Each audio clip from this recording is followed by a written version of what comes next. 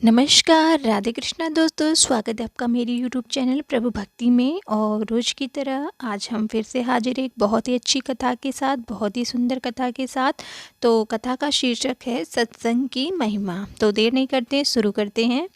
एक बार देवऋषि नारद भगवान विष्णु के पास गए और प्रणाम करके निवेदन किया, हे लक्ष्मीपते, हे कमल नयन प्रभु, कृपा करके इस दास को सत्संग की महिमा सुनाइए। श्री हरि ने मंद मंद मुस्काते हुए अपनी मधुर वाणी में कहा, हे नारद, सत्संग की महिमा का वर्णन वाणी से कैसे किया जा सकता है? इसकी तो अनुभूति होनी चाहिए। नारद जी के चेहरे पर निराशा के भाव देखकर श्री भगवान बोले, अच्छा, तुम यहाँ से आगे जाओ, एक इमली का पेड़ मिलेगा जिस पर एक बड़ा विचित्र विविध रंगों वाला गिरगिट रहता है। वह सत्संग की महिमा जानता है, उसी से पूछ लो। देवऋषि नारद खुशी खुशी इमली के पेड़ के पास गए और योग विद्या के बल से गिरगिट से बात करने लगे। उन्होंने गिरगिट से पूछा, भाई, सत्संग की महिमा क्या है? कृपा करके मुझे बताइए। नारद जी का प्रश्न सुनते ही गिरगिट पेड़ से नीचे गिर गया और छटपटाते हुए प्राण छोड़ दिए। नारद जी को बड़ा अचंभा हुआ, डर कर लौट आए और भगवान को सारा वृतांत कह सुनाया कि मैं गया था और गिरगिट से मैंने पूछा सत्संग की महिमा, तो अचानक से नीचे गिर गया और उसने अपने प्राण त्याग दिए। उससे मैं बहुत डर गया, घबराया हूँ प्रभु, और आपके पास आया हूँ। भगवान फिर मुस्कुराने लगे। उन्होंने कहा, अच्छा, कोई बात नहीं, तुम नगर सेठ के घर जाओ, वहाँ जो तोता पिंजरे में दिखेगा वह भी सत्संग की महिमा जानता है, उससे पूछ लेना। नारद जी क्षण भर में वहाँ पहुँच गए एवं तोते से वही सवाल पूछा, मगर देव ऋषि के देखते ही देखते उसने आंखें मूंद ली। तोते ने आंखें मूंद ली और उसके भी प्राण पखेरु उड़ गए।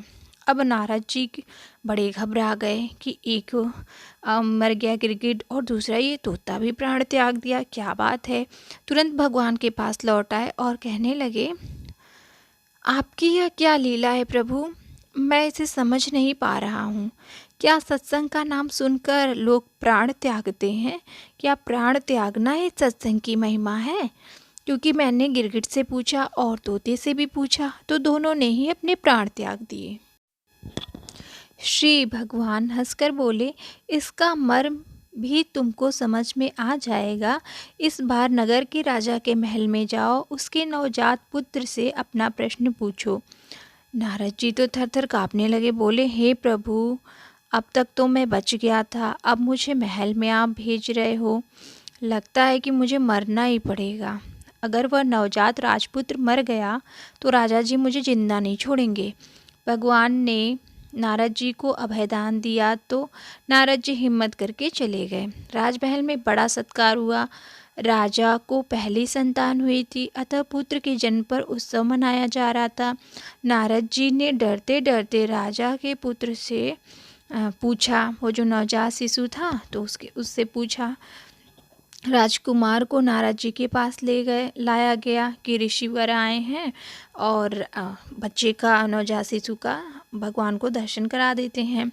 मन में अज्ञात आशंका से ग्रस्त नारद जी ने मन ही मन में श्री हरि का नाम लेते हुए नवजात राजकुमार से सत्संग की महिमा पूछ ली। डर तो रहे थे नारद जी, लेकिन फिर भी उन्होंने पूछ लिया। नवजात शिशु हंस पड़ा और बोला, चंदन को अपनी सुगंध और अमृत को अपनी माधुर्य का पता नहीं होता है। ऐसे ही आप अपनी महिमा नहीं जानते हैं, इसलिए मुझसे पूछ रहे हैं। वास्तव में आपके क्षण मात्र के संग से मैं गिरगिट योनि से मुक्त हो गया। आप ही के दर्शन मात्र से तोते की योनि से मैं मुक्त होकर इस मनुष्य जन्म को पा सका हूँ। प्रभु की कृपा से मिले आपके सानिध्य से मेरी कितनी योनियां बिना भोगे ही कट गई हैं और मैं सीधे मानव तन में पहुँच। यह सत्संग का ही अद्भुत प्रभाव है। हे ऋषिवर, अब मुझे आशीर्वाद दे कि मैं मनुष्य जन्म में उत्तम कर्म करके मोक्ष को पालूं।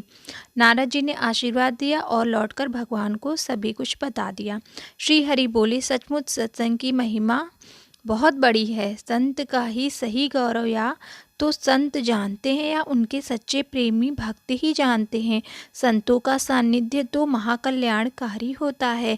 जैसे संगति वैसी गति। अच्छे आचरण के साथ यदि बुद्धि भी निर्मल हो तो सत्संग के प्रभाव से शुद्ध भक्ति जागृत होती है। फिर भक्त भगवान में ही लीन हो जाता है, पूर्णता को प्राप्त कर लेता है। फिर उसे संसार में किसी भी चीज़ की इच्छा नहीं रहती है, कोई लालच नहीं रहता है। तो आज की कथा आपको कैसी लगी मुझे ज़रूर बताइएगा। और हाँ, चैनल पे नए हैं तो चैनल को सब्सक्राइब लाइक शेयर करिएगा और ऐसे ही अच्छी संगत में रहिएगा। और मुझे बताइएगा कि आपको कथा कैसी लगती है। और मिलते हैं हम नेक्स्ट इसी तरीके की कथा के साथ। तब तक के लिए राधे राधे।